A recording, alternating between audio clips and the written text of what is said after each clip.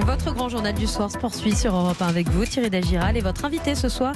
Vous recevez le secrétaire général du syndicat des commissaires de la police nationale, David Lebars. Bonsoir David Lebars. Bonsoir. Gérald Darmanin, à peine nommé ministre de l'Intérieur, déjà rattrapé par les féministes pour qui, je cite, c'est une provocation. On l'a entendu dans le journal de 18h, nommé Place Beauvau malgré une enquête en cours. C'est une erreur, c'est dangereux selon vous ? Mais vous savez, on est dans une période depuis quelques mois maintenant où de nombreuses minorités contestent les choses.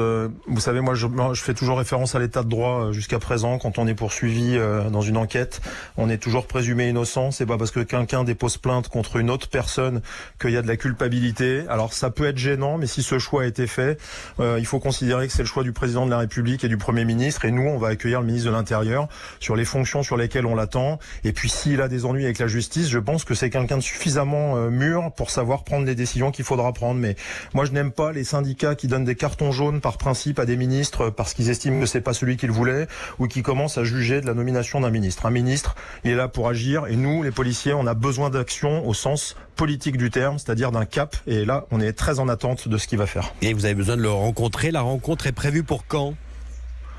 Alors, pour rien vous cacher, mais je crois que c'est déjà public. On va le rencontrer jeudi. On va avoir un premier échange ce soir. Jeudi, ça veut dire que très rapidement, il va nous mettre autour de la table. On va pouvoir lui dire ce qu'on attend. Il va pouvoir nous faire part sans doute de certaines de ses intentions, et on va pouvoir rapidement se mettre au travail. Ce qui me paraît essentiel vu l'urgence dans laquelle ce ministère est finalement plongé depuis de nombreux mois, puisque c'est le ministère de l'urgence, on le sait tous. Est-ce que vous attendez ? On va en parler dans une minute. Juste avant, il était en déplacement en début d'après-midi dans un commissariat des Yvelines au Mureau. C'est là, il faut le rappeler, qu'il y a 4 ans, 2 policiers qui y travaillaient ont été tués à leur domicile par un terroriste se revendiquant de Daesh. Est-ce que ce déplacement, c'est la marque de soutien que vous attendiez ? C'est même le double déplacement du Premier ministre dans un commissariat qui était dans le 93, le ministre de l'Intérieur à peine nommé dans un commissariat des Yvelines. Ouais. Voilà. Et moi, ce qui m'intéresse, c'est que ce signal soit à l'attention des policiers du quotidien. Vous venez de le dire. Les 2 collègues qui ont été assassinés, c'était des policiers du quotidien, ceux qui font la police générale. C'est le métier que je connais. Et ceux qui interviennent aussi, il faut le rappeler, le plus souvent sur des actions de terrorisme, ce sont aussi les policiers du quotidien. Et c'est à ceux-là qu'il fallait passer le message, puisque c'est exactement ces policiers-là qui sont dans un sentiment de grogne et de mécontentement depuis de nombreuses semaines. Donc ce signal était attendu, il est important. Alors on va rentrer dans le fond du dossier, David Lebars, si vous voulez bien.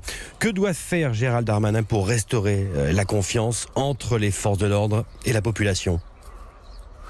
Il doit prendre, je dirais, le cap le plus évident pour un ministre de l'Intérieur. C'est le seul ministre, sans doute, au sein d'un gouvernement qui ne peut pas se permettre de parler de l'émotion qui supplante le droit. C'était une des erreurs de Christophe Castaner, qui a aussi un bilan à son actif, et on pourra peut-être y revenir.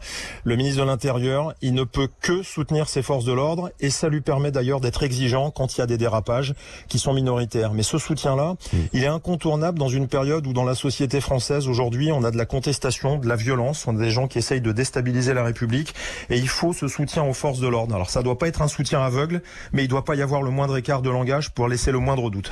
Justement, cette incarnation de l'autorité de l'État, c'est ce qui vous manquait, c'est ce qui a manqué à Christophe Castaner ? Paradoxalement non, et je vous remercie de me tendre cette perche. Il faut quand même se rappeler que Christophe Castaner était critiqué de façon paradoxale il y a encore quelques mois pour son soutien infaillible aux forces de l'ordre pendant la période de la crise et à son moment le plus important des Gilets jaunes. Il lui a été reproché de soutenir sa police, de ne pas voir ce qui n'allait pas, et puis il y a eu ces propos malheureux, et on va pas y revenir. Christophe Castaner est parti, mais ils ont eu, lui et Laurent Nunez, un courage qui était celui de faire tenir les forces de l'ordre face à ceux qui voulaient faire céder les barrages et qui voulaient s'en prendre aux bâtiments, à certaines personnalités politiques, qui voulaient s'introduire. Il y avait une volonté quasiment séditieuse. On n'était pas loin du chaos, donc il faut leur rappeler ce courage-là, enfin en tout cas le rappeler. Et Gérald Darmanin arrive dans une période, lui, post-grogne, post-mécontentement. Il y a eu des incompréhensions avec le ministre. Aujourd'hui, je crois que les choses doivent être mettre au clair, mais le plus important, c'est, une fois les intentions et les discours posés, ça va être de savoir quelle est sa ligne. Et là, moi, j'en appelle toujours au travail qui vient d'être fait. On a beaucoup travaillé ces derniers temps. On a tous construit et produit des pistes de réflexion pour moderniser la police nationale, et on attend Gérald Darmanin sur ces sujets. Les priorités aujourd'hui, quelles sont-elles ? Des moyens humains, financiers, matériels ? On a toujours besoin de moyens évidemment matériels, financiers. Sur les moyens humains, moi je suis beaucoup plus lucide. Vous savez, en France, on est 67 millions d'habitants. On a deux forces régaliennes que sont la police et la gendarmerie. On est 250 000. On est plus, selon moi, sur une question d'organisation, de pertinence d'organisation, sur le modèle de répartition sur le territoire national. Si déjà on s'attaque à ça, et si on s'attaque aussi à la structure même de la police nationale, la maison que je connais bien, c'est-à-dire si on la regarde de près et si on adapte son fonctionnement aux menaces qui nous attendent, on aura déjà beaucoup d'énergie à dégager et bien évidemment derrière, les moyens matériels, financiers seront nécessaires pour donner les moyens, encore une fois, aux policiers du quotidien de faire face à toutes les menaces, puisque 80% de l'activité globale finalement de police, c'est toujours sur ces policiers généralistes que sont les gardiens, les officiers, les commissaires qui sont dans les quartiers et qui font face à toutes ces menaces-là. Et c'est sur eux qu'on compte pour essayer de juguler cette grande contestation sociale et aussi la délinquance qui reste chronique. Et on l'a vu, à peine sorti du Covid, on est reparti sur ce qui existait finalement avant et qu'on a finalement toujours pas bien traité. Ouais. Et puis enfin, dernier point, il faut qu'on puisse répondre aussi à la population qui est en attente légitime d'une police qui soit plus proche d'elle. Et ça aussi, le livre blanc l'a abordé dans ses grandes lignes. David Lebars, vous parliez d'organisation. L'IGPN, la police des polices, est souvent critiquée. Christophe Castaner voulait la réformer. Est-ce qu'il faut une réforme profonde de l'IGPN ? Vous savez, il y a une chose simple qu'il faut comprendre, et je le sais d'autant mieux que j'ai 25 ans de police. Il n'y a rien de meilleur qu'un enquêteur de l'IGPN pour enquêter sur un policier qui a dérapé. Un policier, c'est parfaitement ce qu'un autre policier a pu faire. Je rappelle un deuxième point, l'IGPN travaille toujours sous le contrôle de l'autorité judiciaire. C'est sur le volet administratif que l'IGPN travaille, selon certains esprits en vase clos, et pour autant l'IGPN est extrêmement sévère. Alors moi je dis, si l'activité administrative de l'IGPN pose question, on peut considérer qu'elle s'ouvre à un panel de la société civile, à des experts, pourquoi pas, pour montrer et démontrer que l'IGPN n'a rien à se reprocher en termes d'activité. En revanche, sur le judiciaire, c'est sous le contrôle de l'autorité judiciaire, et là, il n'y a rien à redire, ce sont des enquêteurs qui travaillent sous le contrôle soit du parquet, soit de l'instruction. Le secrétaire général du syndicat des commissaires de la police nationale, David Lebars, merci à vous, grand merci. Merci.